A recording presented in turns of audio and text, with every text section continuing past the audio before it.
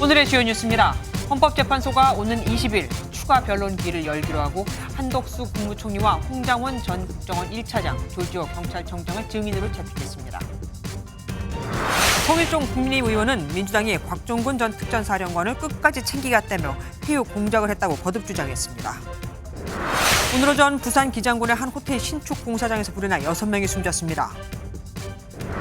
트럼프 미국 대통령이 상호 관세를 세계 각국에 부과하는 행정명령에 서명했습니다. 자유무역 협정을 체결한 우리나라도 부과 대상이 될 수 있습니다.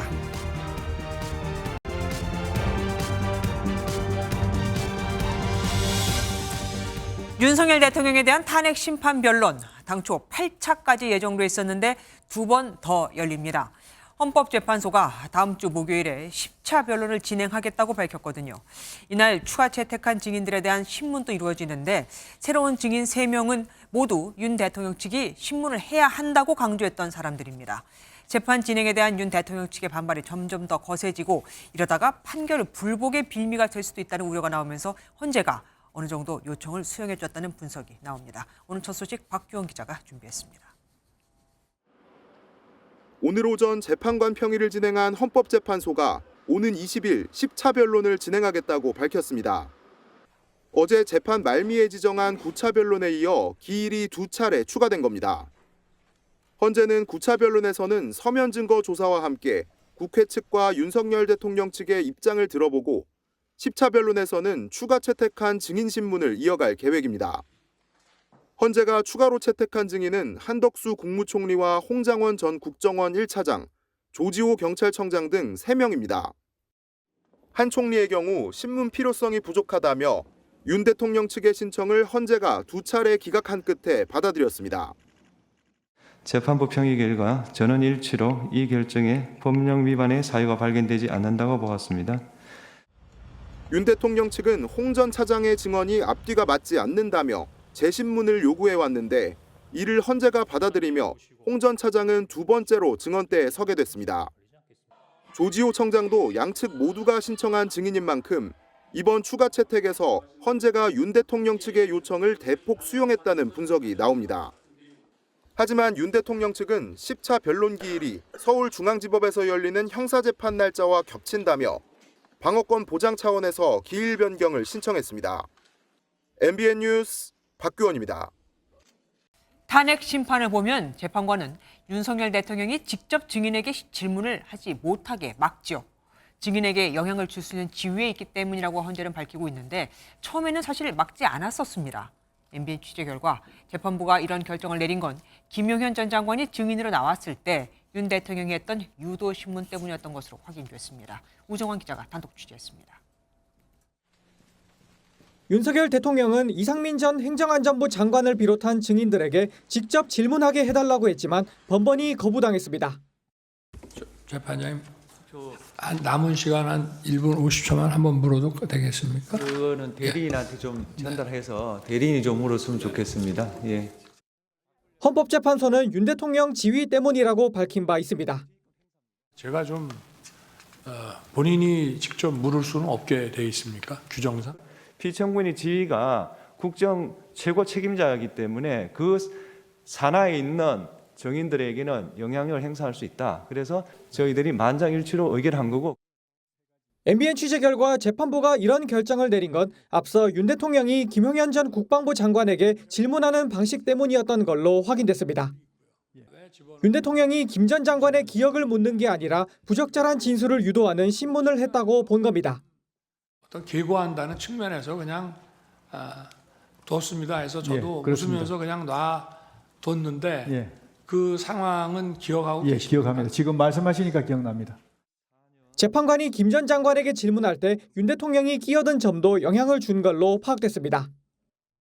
저기에 보면 임금이라고 되어 있어서 월급 주지 말라는 부정적으로 나가는 임금 이런 어떤 것들을 색출해서 차단해야 되겠다 이런 개념이었습니다. 이게 결국은 저런 거 아니겠습니까? 잠깐. 네네. 재판부는 증인이 충분한 답변을 할 수 없는 상황으로 보일 경우 피고인을 내보내는 등 제한할 수 있는 형사소송법 규정을 근거로 들고 있습니다. 헌재가 부적절한 신문으로 판단한 만큼 윤 대통령과 주고받은 김 전 장관 증언의 신빙성도 인정받을 수 있을지 주목됩니다. MBN 뉴스 우종환입니다. 헌법재판소가 변론을 이미 8차례 진행한 만큼 계엄 선포를 하게 된 이후부터 포고령 작성 경위, 국회 봉쇄와 선관위에 군을 투입하게 된 과정 전반은 다 훑었다고 봐도 될 겁니다. 그래서 헌재가 변론 기일을 2번 더 추가하긴 했지만 이제는 사실상 헌재의 법리적 판단만 남았다고 해도 과언이 아닙니다. 최희지 기자가 보도합니다. 헌법재판소는 8번의 기일에서 14명의 증인을 신문했습니다. 국회 측과 윤석열 대통령 측은 계엄 선포 행위, 포고령 작성, 국회 봉쇄와 진입, 선관위 군 투입이라는 4가지 핵심 쟁점을 놓고 치열하게 공방을 벌였습니다. 먼저 계엄 선포와 포고령 작성에 대해선 사실관계가 대부분 정리된 상태입니다. 다만 야당의 예산 삭감과 공직자 줄 탄핵 등으로 국정이 마비된 상황을 비상사태로 볼 만한 상황이었는지 등을 놓고선 양측 주장이 격돌했습니다. 또 포고령에 담긴 일체의 정치 활동을 금한다 등의 문구가 위헌, 위법 소지가 있느냐는 걸 두고도 양측 주장은 엇갈렸습니다. 법규에도 위배되고 내용이 구체적이질 않아서 집행 가능성도 없는 거지만 그냥 놔둡시다라고. 계엄 선포 이후 행위에 대해서도 공방은 치열했습니다. 특히 정치인 체포 지시는 사실관계를 두고 가장 다툼이 치열한 부분입니다. 나중에 나름대로 좀 약간 기억을 회복해서 적어보니까 14명, 16명 정도가 됐나? 그렇게 기억하고 있습니다.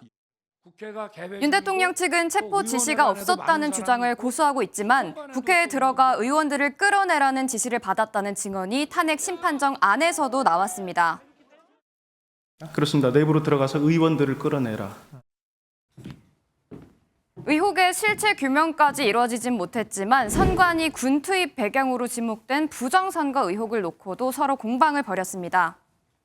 헌재가 추가 증인을 채택하고 한 번 더 증인 신문을 위한 변론 기일을 잡긴 했지만 핵심 증인들은 사실상 거의 대부분 증언을 마쳤다고 판단하는 만큼 지금까지 나온 증언과 채택된 증거 등을 바탕으로 곧 결론을 내릴 것으로 보입니다.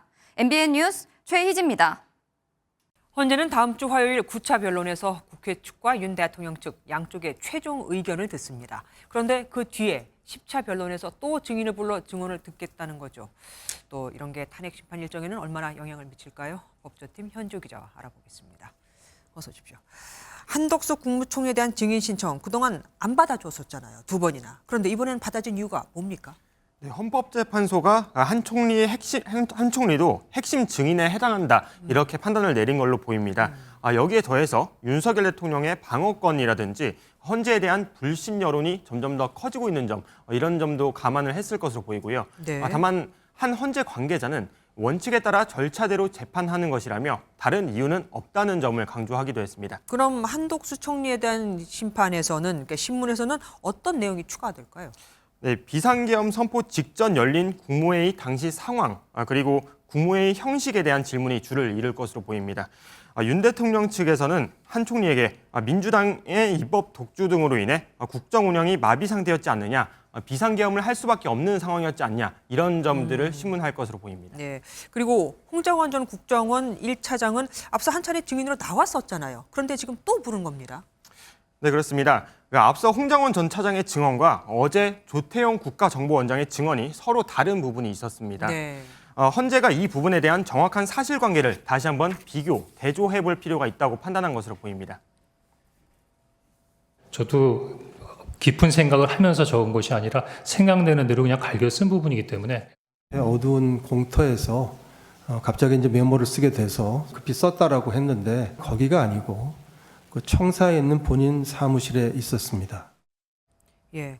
그리고 추가 증인 채택이 이루어지면서 재판 순서가 좀 꼬이게 됐습니다. 최종 의견을 먼저 듣고 그 다음에 또 증인 신문을 하면 이게 진짜 뭔가 앞뒤가 바뀐 거 아닙니까? 네, 그렇습니다. 이게 통상적인 진행 방식과는 좀 달라 보입니다.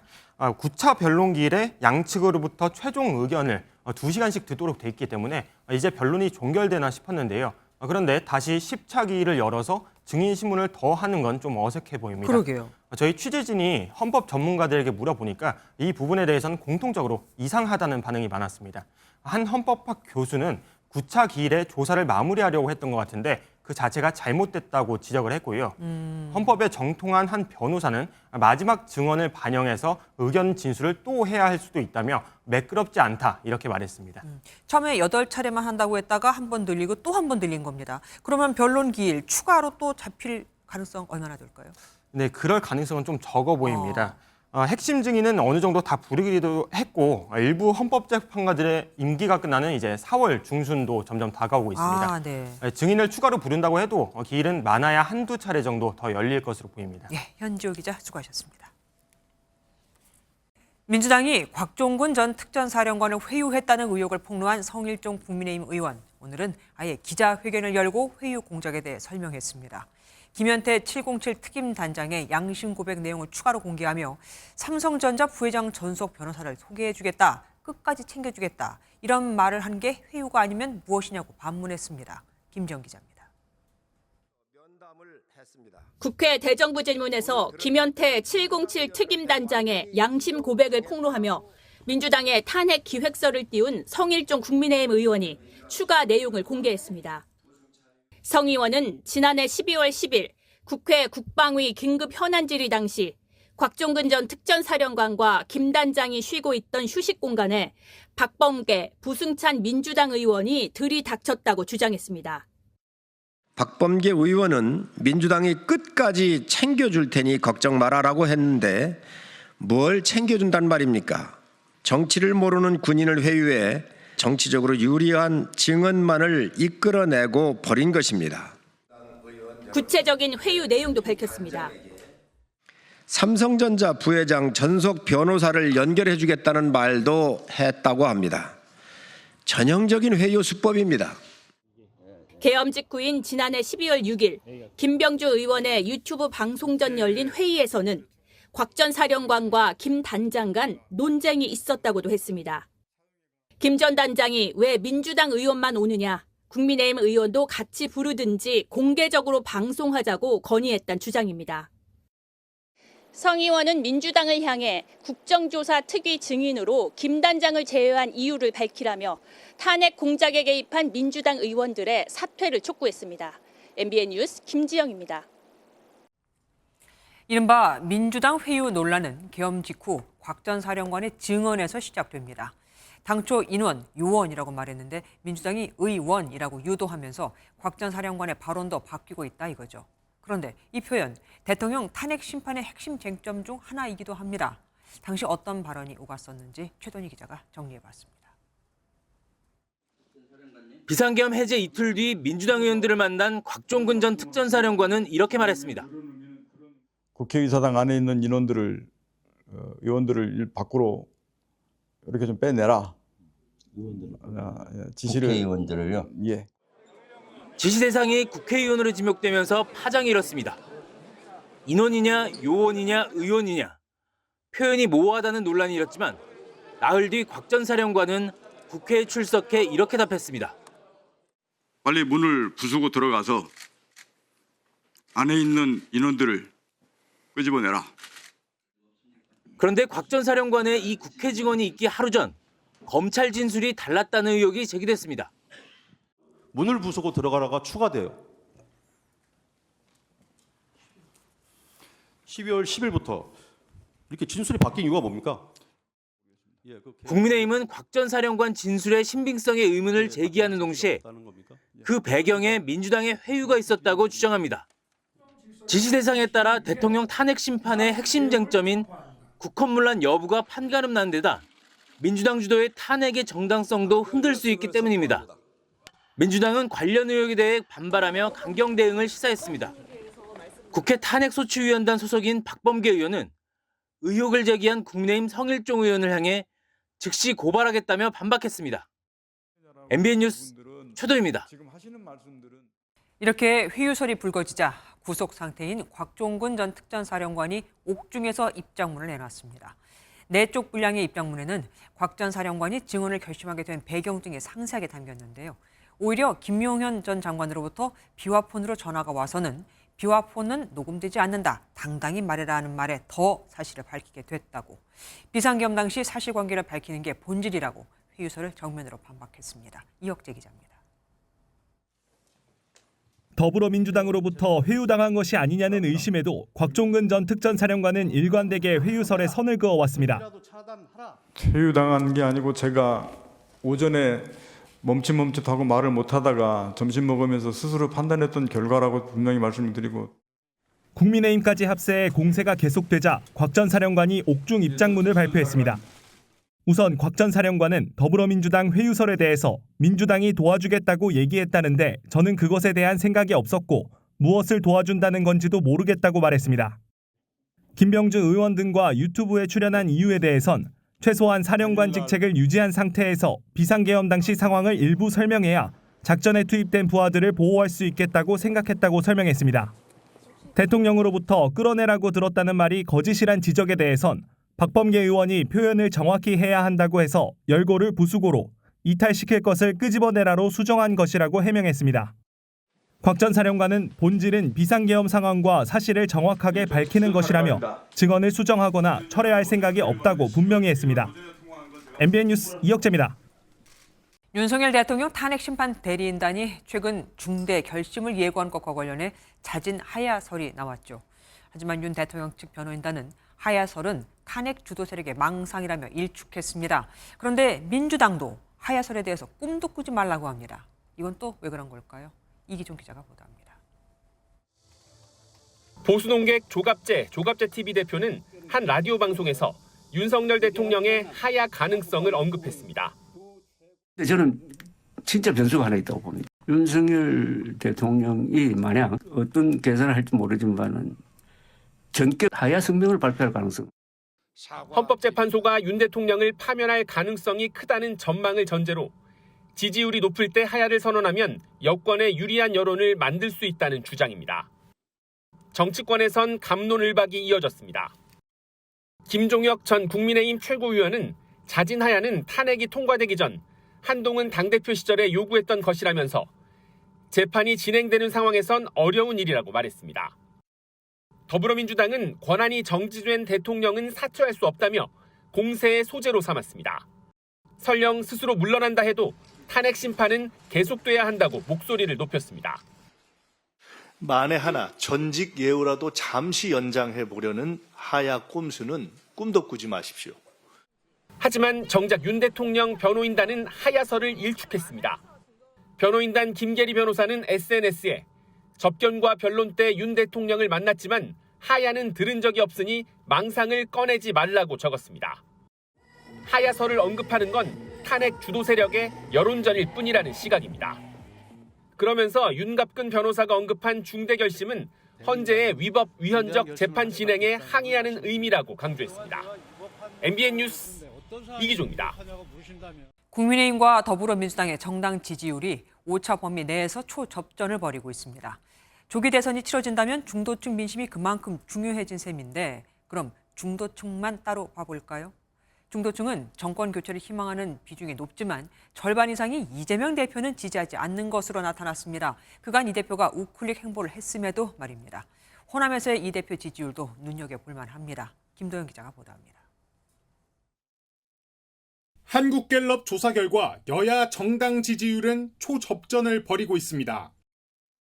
국민의힘이 39%, 더불어민주당이 38%로 5차 범위 내에서 여당이 1%포인트 앞섰습니다. 정권 교체를 원하는진 이념 성향에 따라 극단으로 나뉘었지만 중도층은 과반 이상이 정권 교체를 원했습니다. 이재명 대표를 대통령감으로 선호하는지도 물어봤습니다. 적극 지지한다 26%, 절대 지지하지 않는다는 41%로 강성 지지층 못지않게 비호감층도 두터웠습니다. 이 대표를 지지하지 않는다는 중도층 비중 역시 과반을 넘긴 것으로 나타났습니다. 전통적인 민주당 텃밭인 호남권에서 이 대표를 지지하지 않는 비중이 25%로 나타난 점도 눈여겨볼 대목입니다. 최근 이 대표의 우클릭 행보는 중도층 민심을 잡으려는 것이란 분석이 우세합니다. 진보 정책이든 보수 정책이든 유용한 처방이라면 총동원합시다. 함께 잘 사는 세상을 위해서 유용하다면 어떤 정책도 다 수용하겠습니다. 다만 이 대표의 실용주의 행보가 오히려 전통적 집토끼를 놓칠 수 있다는 우려도 나옵니다. 갤럽 관계자는 이재명 대표의 강성 지지층은 뚜렷하지만 중도 확장에는 한계를 보이고 있다고 분석했습니다. MBN 뉴스 김도형입니다.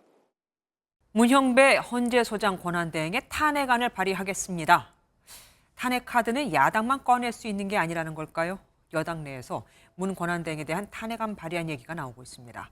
또 다음 주 월요일 9차 변론 전날에는 의원 40여 명, 당 절반 가까이가 단체로 헌재 앞으로 달려나가기로 했죠. 헌재를 신뢰하지 않는다는 여론이 높아지자 공정성 논란을 더 파고드는 겁니다. 정태진 기자입니다. 여권 내 헌법재판소 폐지론에 이어 여당 일각에서 문형배 헌재소장대행 탄핵안을 추진합니다. 헌법재판소가 권한대행부터 편향돼 있기 때문에 문형배 재판관에 대해서 탄핵 소추를 공동 발의 의사를 밝혀주신 분이 75에서 80분 정도 돼요. 문형배 대행의 언행이 특정 정당과 후보자를 지지하는 것으로 읽힐 수 있다며 정치 중립 위반을 문제 삼은 겁니다. 지금 헌재가 하는 것을 보면은 방어권을 제대로 보장을 안 해주고 있고 뭐에 쫓기듯이 지나치게 빨리 진행을 하고 있고. 여당 중진인 김석기, 조배숙 의원은 오늘 대통령 탄핵 기각을 외치며 헌재 앞 릴레이 피켓 시위에 나섰습니다. 오는 17일에는 관저를 찾았던 여당 의원 40여 명이 헌재를 단체 항의 방문합니다. 법조인 출신 한 의원은 이 중요한 탄핵 심판을 헌재 마음대로 졸속으로 하는 경우는 처음 봤다며 여당 108명이 다 달려가야 한다고 밝혔습니다. 여권 유력 잠룡들도 가세했습니다. 헌재 재판관 구성원 중에 처신이 지나치게 가벼운 분이 계십니다. 본인이 특정 SNS를 팔로우를 해서 너무 본인의 정치적인 정체성을 드러내는데 조심성이 없다. 대통령 탄핵 심판이 막바지에 접어들면서 여당은 헌재 불공정성을 부각하며 총력전을 이어갈 것으로 보입니다. MBN 뉴스 정태진입니다. 헌재를 흔들고 있는 국민의힘은 문형배 소장 권한대행이 동창 카페에 올라온 음란물에 댓글을 달았다며 공격을 했었죠. 하지만 해당 사실이 가짜뉴스로 밝혀지면서 이번엔 민주당이 발끈했습니다. 국민의힘이 가짜뉴스로 헌법재판소를 흔들려 한다면서요. 정태훈 기자입니다. 문형배 헌법재판소장 권한대행이 고교 동창의 인터넷 카페 음란물에 댓글을 달았다는 의혹이 조작된 편집에 근거한 가짜뉴스로 밝혀지자 국민의힘이 바로 사과했습니다. 사실관계 점검이 좀 부족했던 부분이 있었으면 그 부분은 저희 당에서 국민들께 사과드릴 부분이고요. 민주당은 이를 고리로 공세를 펼쳤던 국민의힘을 맹비난했습니다. 사실 확인도 하지 않고 오히려 허위 사실을 재확산하고 부풀리고 매우 고의적이고 악질적인 행위입니다. 문 권한대행 개인 모욕을 넘어 헌법기관의 기능을 망가뜨리는 것이라며 헌정 조작 세력으로 규정하고 동참자에 대한 징계를 촉구했습니다. 헌재를 흔들기 위한 집중 공세를 펴고 있습니다. 윤희숙 여의도 연구원장이 흑색 선전에 동참했습니다. 당직 사퇴와 출당 등 징계를. 민주당은 또 수적 우위를 앞세워 국회 차원에서 헌재 흔들기 차단에도 나섰습니다. 앞서 인권위가 윤석열 대통령의 탄핵 심판 방어권 보장 권고안을 냈던 게 헌정 부정이자 내란 선전이라며 감사 요구안을 처리했습니다. 이재명 대표도 대통령 지키기에 나선 국민의힘은 극우도 아닌 범죄 정당이라고 직격하면서 대통령 탄핵 필요성을 환기시켰습니다. MBN 뉴스 정태용입니다. 윤석열 대통령 탄핵 심판이 막바지로 향하면서 헌법재판소를 중심으로 한 여야 공방도 더 치열해지고 있습니다. 정치부 장가희 기자와 뉴스 추적해보겠습니다. 어서 오십시오. 장 기자, 헌정 질서를 지키는 최후의 보루가 바로 헌법재판소 아닙니까? 그런데 이곳을 믿기 어렵다는 응답이 늘고 있다니 이게 무슨 말입니까? 앞서 전해드렸듯이 이 한국갤럽 여론조사에서 헌법재판소 신뢰도도 물어봤습니다. 헌법재판소 심판 과정을 신뢰한다는 응답은 52%, 그리고 신뢰하지 않는다는 응답은 40%로 나왔습니다. 네. 신뢰한다는 응답, 한 달 전보다 5%포인트가 줄어들었고요. 또 신뢰하지 않는다는 응답은 9%포인트가 늘어난 겁니다. 네. 이걸 좀 더 구체적으로 보면요. 윤 대통령 탄핵을 반대하는 응답자의 헌재 불신도가 지난 1월 대비 20%포인트나 야. 급증을 했습니다. 그러면 엄청나게 는 거잖아요. 아니, 한 달 사이에 무슨 일이 있었던 겁니까? 네, 앞서 짚어드린 대로 이 보수층에서 헌재를 신뢰하지 않는다는 답변이 높게 나왔습니다. 한 여론조사 전문가는 보수층이 국민의힘에서 제기하는 의혹들에 많은 영향을 받았을 것이라고 설명했습니다. 이를테면 홍장원 전 국정원 1차장 메모의 신빙성이라든가 이 야당의 회유 의혹에 헌법재판관의 성향 등에 대한 이 여러 의혹이 있습니다. 네. 이러한 공세를 지지자들이 받아들였다는 해석이 가능합니다. 국민의힘이 이렇게 헌재를 흔들면 밉보이지 않겠습니까? 어떤 효과가 있을까요? 국민의힘 입장에서는 이 헌법재판소를 흔들어서 이 지지층을 결집하는 효과를 봤다고 할 수 있습니다. 또 그간 속도를 내던 헌재 심판에 제동을 거는 효과도 있다는 분석인데요. 이 헌재의 신뢰도가 흔들리는 상황에서 대통령 측이 추가로 요구하는 증인 신문 등을 더하며 이 재판을 더 끌게 됐다는 겁니다. 어쨌든 민주당도 이런 전략 알고 있을 거 아닙니까? 여기에 대해서 어떤 대책을 갖고 있대요? 네, 민주당이 헌재를 흔들지 말라라고 하면서 헌법재판소 대신 나서주는 모양새가 되고 있습니다. 가짜뉴스 등에 대해서도 헌재도 대응은 하고 있지만 네. 선동을 멈춰달라라면서 여당을 향해서 민주당이 더 강하게 목소리를 내고 있습니다. 공격이 가해지고 전화번호가 노출되고 또 허위 조작 정보가 만들어져서 유포되고 이런 상황이기 때문에 네, 동시에 아직 임명되지 않은 마은혁 헌법재판관 후보자를 임명해서 9명 체제를 완성해야 한다면서 헌재 정상화를 요구하고 있습니다. 헌재가 이 탄핵을 결정할 때요, 6명 이상의 찬성이 있어야 인용을 할 수 있는데 네. 민주당으로서는 이 재판관 성향 등을 고려를 했을 때 9명 체제에서 인용이 될 가능성을 좀 더 확실하다 이렇게 보고 있는 겁니다. 네네. 오늘 또 본회의에서는 인권위 감사 요구뿐만 아니라 이 마은혁 후보자 임명 촉구 결의안도 민주당 주도로 통과시켰습니다. 예, 헌법소 최후의 보루가 바로 헌재인데 정치권이 이렇게 셈법만 갖고 바라봐서는 안 될 것 같습니다. 지금까지 장가희 기자와 함께했습니다. 오늘은 2월 임시국회 대정부 질문 마지막 날이었습니다. 주제는 교육, 사회, 문화 분야였지만 여기 김문수 고용노동부 장관이 나왔거든요. 여야가 김 장관을 두고 격돌했습니다. 최근 여론조사를 의식한 듯 김 장관을 두둔하는 여당 질문에 야당이 반발하면서요. 이규옥 기자가 다녀왔습니다. 지난해 역사교과서 문제 등으로 윤석열 정부의 친일 사관 논란이 일었습니다.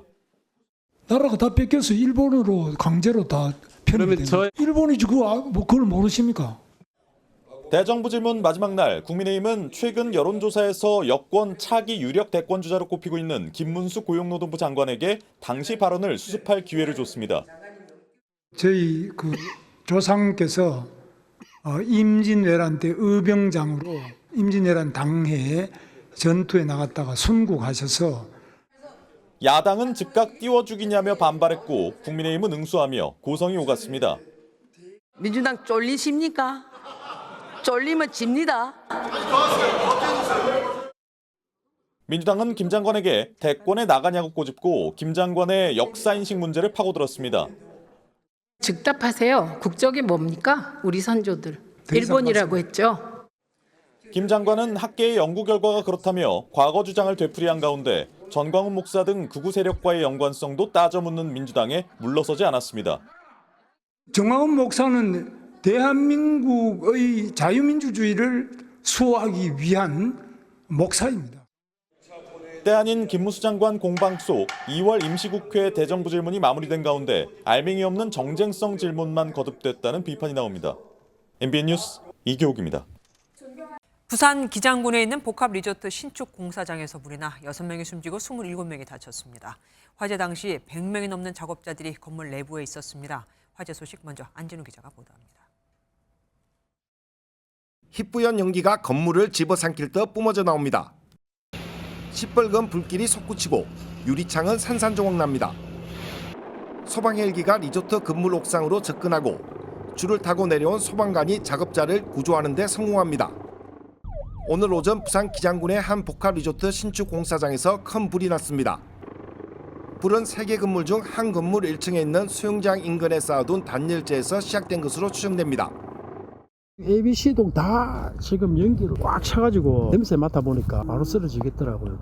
연기가 많이 없어도 냄새가. 이 불로 1층에서 일하던 근로자 6명이 목숨을 잃었습니다. 또 27명은 연기를 흡입해 다쳤지만 다행히 생명엔 지장이 없는 상태입니다. 화재 당시 100명이 넘는 작업자들이 건물 내부에 있었고 현장은 순식간에 아수라장으로 변했습니다. 불이 난 건물입니다. 보시는 것처럼 유리는 산산조각 났고 마치 폭격을 맞은 듯 처참한 모습입니다. 소방당국은 인근 소방서의 자원까지 동원하는 대응 2단계를 발령하고 진화 작업을 벌여 2시간 남짓 만에 초기 진화에 성공했습니다. 현장 도착했을 때 화재는 최성기 상태였고 6명은 이미 의식이 없는 상태였습니다. 경찰은 전담팀을 꾸리고 모레 오전 현장 감식을 통해 정확한 화재 원인을 조사할 계획입니다. MBN 뉴스 안진우입니다. 불이 난 리조트는 지난해 말 준공 승인을 받고 막바지 실내 인테리어 공사를 하던 중이었습니다. 불에 잘 타는 공사 자재가 곳곳에 널려 있었고요. 여기에 순식간에 불이 옮겨 붙는 데다가 유독가스와 검은 연기 탓에 대피가 더 어려웠던 것으로 추정됩니다.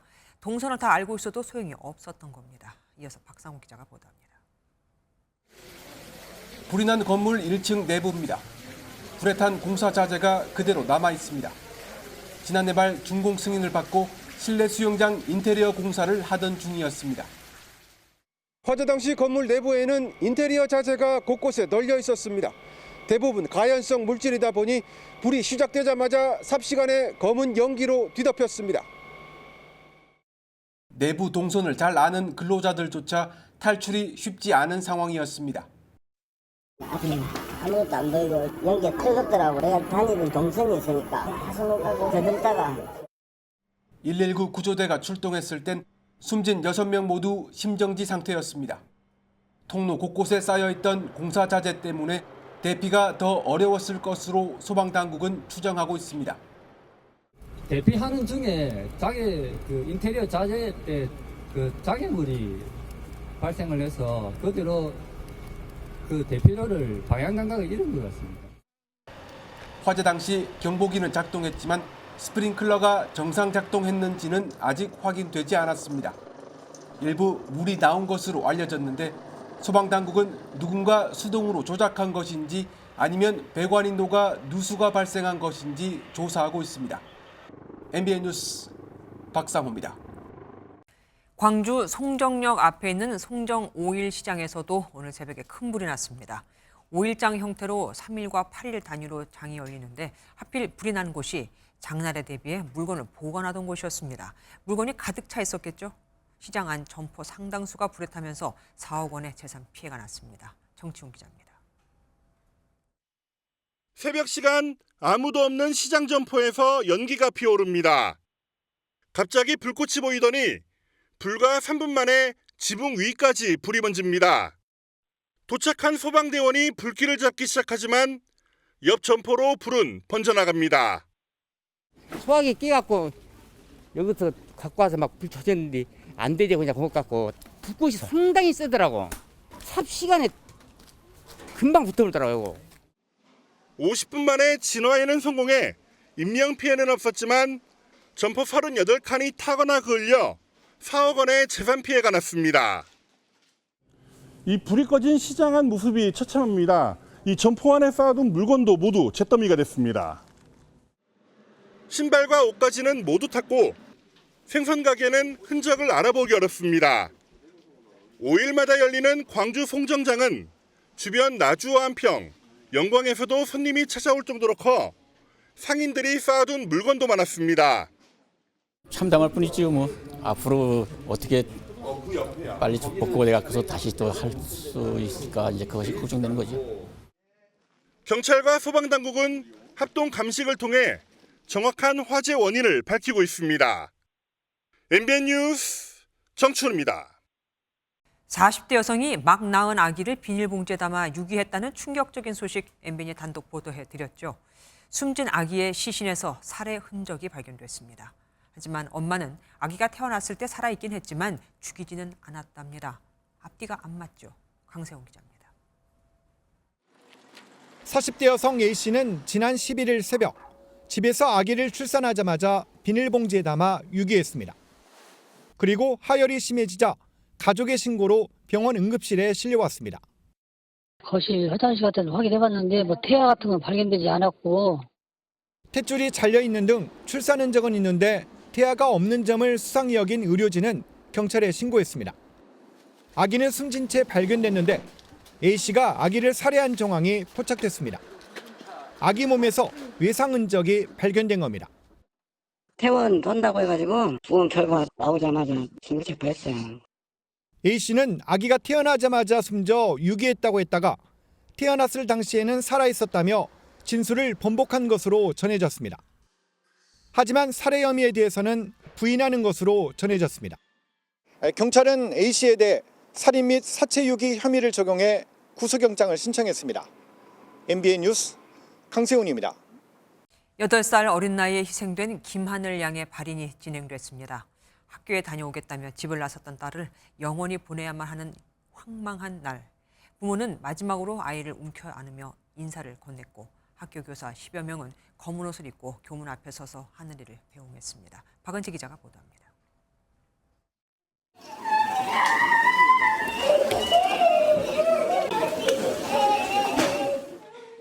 어쩔 수 없이 딸을 보내야만 하는 날.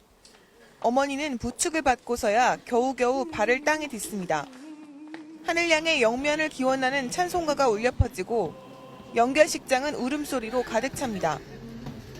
자그마한 관이 운구차에 실리고 나서야 숨진 하늘양을 처음 발견했던 할머니는 그동안 애써 참아왔던 미안함을 전합니다.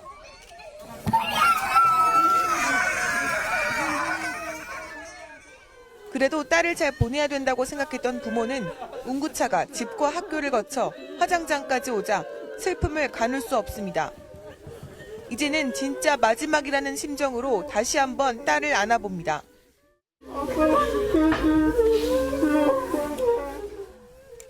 친척들과 학교 선생님은 물론 이름 모를 얼굴 모를 어른들까지 이른 아침 하늘양의 마지막 가는 길에 작은 온기나마 보탰습니다. 어른으로서 지켜주지 못해서 너무 수치스럽고 미안해서 그게 진짜 다음에는 진짜 좋은데 좋은 모습으로 태어나서 지금까지 누리지 못한 거 다 누렸으면 좋겠습니다. 8살의 나이로 하늘의 별이 된 하늘이는 이곳에서 많은 사람들의 기도 속에 영원한 안식에 들어갔습니다. MBN 뉴스 박은채입니다. 트럼프 미 대통령이 상호 관세를 전 세계 나라에 부과하기로 했습니다. 상대국의 관세 장벽과 비관세 장벽을 검토해 상호 관세를 매기겠다고 한 만큼 미국과 자유무역협정 FTA를 체결한 우리나라도 영향권에 들었죠. 다만 시행일을 오는 4월로 미뤘는데 그 전에 협상안을 들고 자신을 찾아오라는 뜻일 겁니다. 워싱턴에서 강영구 특파원이 전해왔습니다. 트럼프 미국 대통령의 관세 전쟁이 확대되고 있습니다. 미국 상품에 높은 관세를 매기는 국가에 같은 수준의 관세를 매기고 우리나라처럼 FTA를 체결한 국가도 무역 불균형이 있으면 관세 대상에 올려놓은 것입니다. 관세를 피하려면 미국에 공장을 지으라는 뜻도 분명히 밝혔습니다. They can build a factory here, a plant or whatever it may be here. If you build here, you have no tariffs whatsoever. 특히 우리나라에 대해서는 미국의 무역 적자가 크다는 점과 함께 수입차 환경 규제나 빅테크 규제 등을 관세 부과의 명분으로 삼을 것으로 보입니다. 그뿐만 아니라 우리나라의 대미 수출 품목 1, 2위인 자동차와 반도체에 대한 추가 관세도 예고해 타격이 예상됩니다. We had Intel, we had these great companies that did so well, and it was taken from us, and we want that business back. We want it back in the United States. 다만 이번 상호 관세는 오는 4월 1일까지 각국의 실태를 검토한 뒤 시행하겠다고 밝혀 물밑 협상의 여지를 남겼습니다. 글로벌 관세 전쟁이 본격화하면서 우리 정부의 대응에도 비상이 걸렸습니다. 워싱턴에서 MBN 뉴스 강영구입니다. 트럼프 미국 대통령은 유럽 동맹국들한테 사전 통보 없이 러시아와 종전 협상 개시 합의했다고 발표를 했고 역시 젤렌스키 우크라이나 대통령에게도 이를 사후 통보했죠.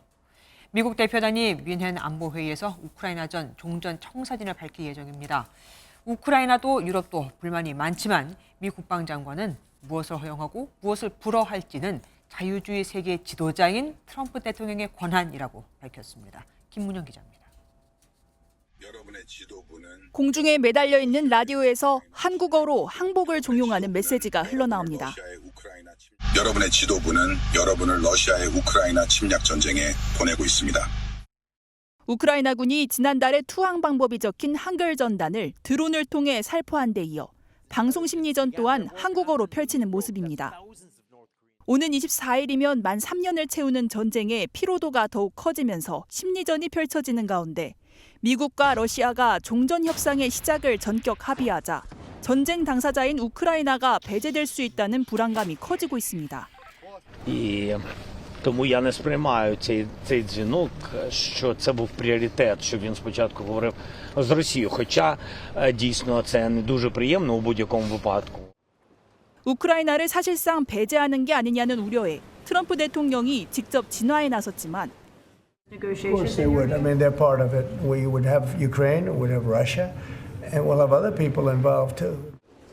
유럽은 러시아의 유리한 밀실 협상이 이뤄질 수 있다며 유럽의 협상 참여를 주장했습니다. Deshalb wird ein Diktatfrieden niemals unsere Unterstützung finden. Wir werden uns auch auf keine Lösung einlassen, die zu einer Entkopplung europäischer und amerikanischer Sicherheit führt. 유럽의 종전 협상 시작 합의를 일방적으로 통보한 미국의 대표단은 현지 시각 14일 미넨 안보회의에서 종전 청사진을 밝힐 예정입니다. 이 자리에서 미국은 군사 전략의 무게중심을 유럽에서 인도 태평양으로 옮긴다는 방침을 분명히 하며 유럽을 재차 압박할 걸로 보입니다.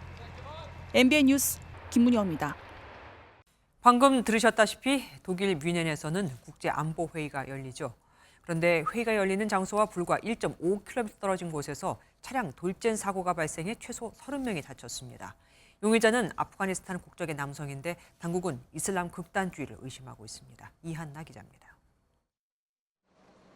텅 빈 도로 위에 트렁크가 열린 차량 한 대가 서 있고 주변엔 안경과 옷가지들이 널브러져 있습니다.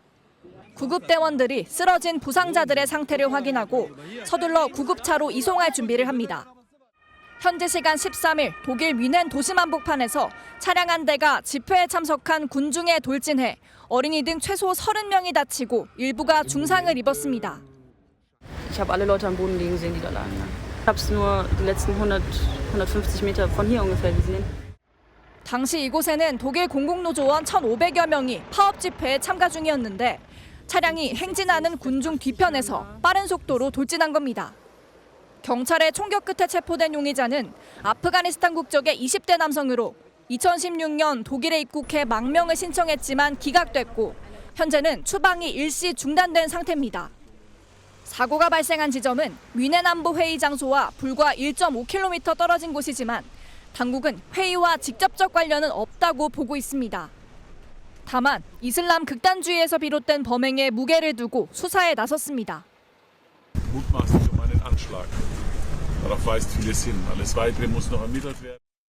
지난해 12월 크리스마스 마켓에서도 차량 돌진 사고가 발생하는 등 이민자 흉악 범죄가 잇따르면서 독일 사회에서 이민 정책 강화에 목소리가 나오고 있습니다. MBN 뉴스 이한나입니다. 세계 최대 동영상 플랫폼이죠. 유튜브가 창립 20주년을 맞았습니다. 세계 미디어 시장은 유튜브의 등장 전후로 그 판도가 180도 바뀌었다고 해도 과언이 아니죠. MBN이 유튜브 공동 창립자인 스티브 첸과 인터뷰를 했는데 이 창립자가 꼽은 유튜브의 성공 비결 뭐였을까요? 유승호 기자가 보도합니다. 지난 2005년 유튜브 공동 창립자 자베드 카림이 올린 20초 남짓의 영상입니다. These guys is that they have really long fronts. 이 영상으로 세계 최대 동영상 공유 플랫폼 유튜브는 세상에 첫 발을 내디뎠습니다. 그로부터 20년, 다른 공동 창립자 스티브 첸은 MBN과 매일경제신문의 인터뷰를 통해 남다른 감회를 전했습니다. I think that was really the first phase, and when we accomplish that to show that the internet was ready for a streaming video platform, I thought that we had already achieved something quite remarkable. But of course, that was just the beginning. 유튜브의 성공 비결로 개방성을 꼽았습니다. They were finding a lot of related videos and watching those related videos as part of that overall experience. And so that was always an integral part of YouTube. It was very engaging. 이제는 누구나 쉽게 AI를 개발하는 환경이 된 만큼 채는 개방성이 확대되면 더 많은 혁신이 일어날 거라고 확신했습니다. 다만 채는 챗GPT와 딥시크 등 생성형 AI의 등장과 경쟁에 대해 높이 평가하면서도 사실과 달리 엉뚱한 답변을 내놓는 이른바 환각은 여전히 해결해야 할 숙제라고 꼬집었습니다. MBN 뉴스 유승호입니다. 서울 잠실과 삼성동, 대치, 청담동의 토지거래 허가제가 5년 만에 풀림과 동시에 근처 지역까지 매물이 싹 자취를 감췄습니다. 호가가 이틀 새 억대가 뛰었지만 더 오를 것이라는 기대감도 큰데 반면 강북 지역은 더 시장이 얼어붙고 있습니다. 강서영 기자가 취재했습니다. 재건축 아파트를 제외하고 토지거래 허가구역에서 대부분 풀린 서울 잠실동 일대 아파트 단지입니다. 부동산 중개업소엔 남아있던 금매가 모두 자취를 감췄습니다. 호가는 2억까지 뛰었고 높아진 가격에 수요자들은 매수를 망설이는 분위기입니다. 그동안에 27억에서 28억 팔렸거든요. 물건을 걷어버리고 30억으로 올려버리고 막 이러니까 매수자는 안 따라와요. 다만 똘똘한 한 채를 중심으로 점차 매수세가 살아날 거란 관측도 나옵니다. 허가제와 관련이 없는 인근 지역 아파트들도 급매물 중심으로 팔리고 있습니다. 여기도 물건들을 조금씩 걷어요. 금매는 거의 다 팔리고 있어요. 반면 강북 지역은 여전히 꽁꽁 얼어있는 분위기입니다. 같은 서울 안에서도 아파트값이 상승세로 전환한 강동구와 달리 도봉구와 강북구는 하락세를 보였습니다. 지난해보다 상승폭이 더 높거나 또는 거래가 크게 활성화되는 부분들은 제한적이라고 보여집니다. 멀어진 금리 인하와 경기 침체로 강남과 비강남의 양극화가 더 커질 거란 전망도 나옵니다. MBN 뉴스 강서영입니다. 지방 중소도시를 다니다 보면 긴 세월 방치돼 흉물스럽게 변한 폐 건물들이 적지 않습니다. 음침하고 심지어 우범지대가 되기도 하는데 이런 폐 공장과 폐 건물들이 문화예술 공간으로 탈바꿈해 오히려 이 도시를 살리는 곳도 있습니다. 버려진 공장은 정원으로, 오래된 정수시설은 전시장으로 갔지 말이죠. 이혁근 기자가 현장 취재했습니다. 읍내 한복판에 자리 잡은 1,800평 규모 대형 아트센터입니다. 지금은 공연장과 전시장, 카페를 갖춘 지역 거점이지만 불과 3년 전만 해도 버려진 폐공장이었습니다.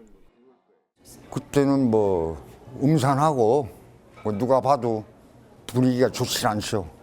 우범지역이라고 그래야죠. 우범지역. 사람들이 오기는 꺼리는 장소가 돼. 1927년 처음 지어진 공장의 옛 흔적을 그대로 남겨 건물의 가치를 더 높였습니다. 폐공장 굴뚝과 저유조 등을 그대로 살려 방문객들이 건축물이 지나온 100년 세월을 고스란히 느끼도록 했습니다. 정수시설로 쓰던 지하 4m 공간으로 내려가자 50평 규모 전시장이 나타납니다. 일제강점기에 만들어진 정수장으로 2010년부터 흉물로 방치됐다가 문화가 숨쉬는 정원으로 재구성됐습니다. 골칫덩어리였던 두 공간은 최근 국가 우수 건축 자산으로 등록됐습니다. 우수 건축 자산이 되면 적용 면적이라든지 아니면 건폐율 같은 그런 규제를 느슨하게 적용받을 수가 있고요. 도시 재생을 할 수 있는 어떤 거점이 될 수가 있거든요. 정부는 우수 건축 자산이 지방 도시를 살리는 실질적 거점이 되도록 부족한 주차 공간 확보 등 개선 방안을 올해 안에 내놓을 방침입니다. MBN 뉴스 이혁근입니다. 올겨울엔 강추위뿐 아니라 노로바이러스도 기승을 부렸습니다. 최근 10년 사이 감염자 수가 가장 많았다고 하거든요. 노로바이러스에 걸리면 심한 구토나 설사가 반복되는데 백신도 없고 한 번 걸렸다고 또 안 걸리는 병도 아닙니다. 한범수 기자가 자세히 전합니다. 제철을 맞은 굴과 조개입니다. 날 것 그대로 먹었다가 토하거나 설사를 하는 등 심하게 아팠다는 사람이 적지 않습니다. 위와 장 등 소화기관을 공격하는 노로바이러스가 숨어 있었던 겁니다. 싱싱하지 않아서 걸리는 게 아니라 균이 있으면 걸리는 거라 주의하라고 말씀을 드리죠. 노로바이러스는 오염된 물을 마시거나 어패류를 잘못 먹었을 때 혹은 기존 감염자와 접촉했을 때 침투에 들어옵니다. 노로바이러스에 걸리면 2, 3일 정도 구토나 설사를 하고 심하면 오한과 탈수 등 증상까지 겪을 수 있습니다. 일반적인 위장 질환이나 감기와 비교해 증상이 훨씬 심합니다. 노로바이러스가 유행하자 지난달 말 기준으로 감염자가 최근 10년 내 가장 많은 469명까지 증가했습니다. 6세 미만 영아에서 이제 가장 많은 비율을 차지하고 있는데 그 이유가 단체 생활을 하기 때문입니다. 아무래도 이 접촉에 의해서 이제 옮기다 보니까 노로바이러스 질환은 백신으로 예방할 수 없고 한 번 걸렸어도 또 감염될 수 있다는 점이 특징입니다. 전문가들은 노로바이러스를 막는 데 마스크나 손소독제는 효과적이지 않다고 조언합니다. 비누를 이용해 흐르는 물에 20초 이상 손을 씻고 음식물을 반드시 익혀 먹어야 한다는 조언이 나옵니다. MBN 뉴스 한범수입니다. K방산은 떠오르는 우리 수출 효자 종목이죠. 정치권에서도 여야를 가리지 않고 방산 수출 지원 약속에 나서고 있는데 사실 우리 방산업계는 준비가 됐습니다. 방산 수출에서는 정부의 역할이 중요한 만큼 이젠 정부, 정치권의 안정이 급선무인 거죠. 정부가 잘 나가는 업계의 발목을 잡아서야 되겠습니까? 권영봉 기자가 보도합니다. 전국 불안 리스크 속 한자리에 모여 K방산 지원에 머리를 맞댄 정부 여당. 인공지능 등 10대 국방 전략 기술에 3조 원 이상을 투자하는 등 수출 지원을 강화하기로 했습니다. K방산 수출에 차질이 있어서는 안 됩니다. 따라서 정부와 국회가 모두 나서서 지원을 아끼지 말아야 합니다. 이재명 더불어민주당 대표도 당 차원의 적극적인 지원과 육성을 약속한 상황. 방산업계는 정치권의 관심이 전국 불안 리스크를 해소하고 올해 240억 달러의 역대 최대 수출 성과로 이어질 수 있을 걸로 기대하고 있습니다. 방산 수출은 현지 생산과 기술 이전 등 예민한 사안을 조율하는 정부의 역할이 다른 산업보다 크게 작용하는 만큼 정치적 안정성과 대외 신뢰도가 중요합니다. 때문에 정부의 빠른 안정이 무엇보다 선행돼야 할 과제입니다. 정부의 지원 없이는 방산 수출이 힘들거든요. 업체들은 굉장히 위기의식을 느끼고 있어서 그거 아주 큰 영향을 미칠 겁니다. 트럼프 2기 행정부 출범과 유럽 방위비 증가 등에 따른 방산 강국들의 견제를 뿌리치고 세계 4대 방산 강국 도약 목표를 달성할 수 있을지 주목됩니다. MBN 뉴스 권용범입니다.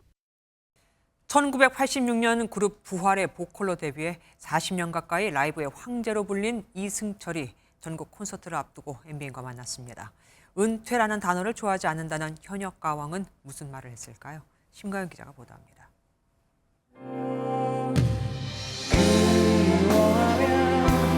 언젠간 만나게 되는 번호야. 오, 햇살이 밝은 아침보다 밤의 달빛이 어울려요. 압도적인 가창력으로 시대를 아우르는 히트곡을 남기며 사랑받아온 현역 가왕 이승철. 신나게 노래하다 보니 30여 년이 훌쩍 흘렀습니다. 거의 다 아는 노래고. 제 노래 중에 시간 참 빠르다라는 노래가 있는데 진짜로 39년 어떻게 갔는지도 모르겠어요. 새 앨범에선 1980년대 밴드 부활 시절의 희야부터 소녀시대 말리꽃 등 31개의 명곡을 라이브 버전으로 한데 모았습니다. 정말 아이스크림 이름처럼 골라 먹는 맛이 있는 그런 앨범을 한번 만들어서 선보이자 해서 가장 뜨거웠던 반응들 이런 것들이 고스란히 담겨져 있어서 아마 공연장에 와 계신 느낌을 좀 받으실 거예요. 예. 라이브를 사랑하는 이승철은 입체 음향 기술과 AI를 이용해 팬들을 8, 90년대 공연장 한가운데로 초대하는 작업도 준비 중입니다. 전인권 선배 들국화라든지 산울림이라든지 음질 면에서는 굉장히 좀 오래된 느낌이 있잖아요. 마치 오늘 데뷔하신 목소리처럼 다시 만들어서 재발매를 한.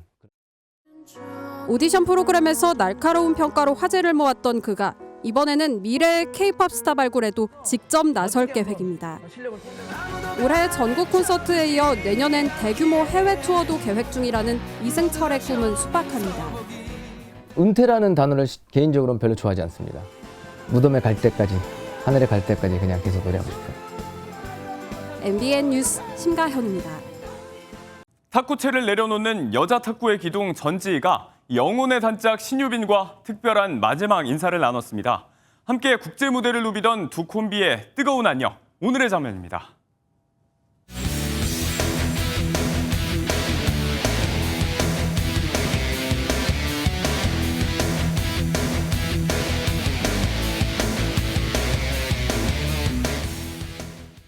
따뜻한 서풍이 불어들고 있습니다. 오는 주말 동안은 초봄처럼 따뜻하겠는데요. 낮 동안 서울이 10도 안팎까지 올라서 평년 기온을 3에서 4도가량 크게 웃돌겠습니다. 하늘도 대체로 맑게 드러나겠지만 남해안과 제주도에는 많게는 40mm의 비가 오는 곳이 있겠습니다. 추위 걱정은 덜었지만 미세먼지가 날아들겠습니다. 내일 중서부 지역과 대구, 경북, 부산 지역은 종일 초미세먼지 농도 나쁨 수준, 그 밖에 남부 곳곳으로는 오전 한때 나쁨 수준이 예상됩니다. 내일 아침까지 중부 서해안과 충남 내륙으로는 안개가 짙게 끼겠고요. 동해안으로는 수일째 건조특보가 발효 중입니다. 자세한 지역별 내일 기온 보시면 중부지방은 서울이 9도, 춘천도 8도까지 올라서 일교차가 크겠고요. 남부지방도 아침에는 영하권으로 떨어지는 곳이 많겠지만 대구와 부산이 11도까지 크게 오르겠습니다. 다음 주에는 날이 다시 추워질 전망입니다. 내셨습니다.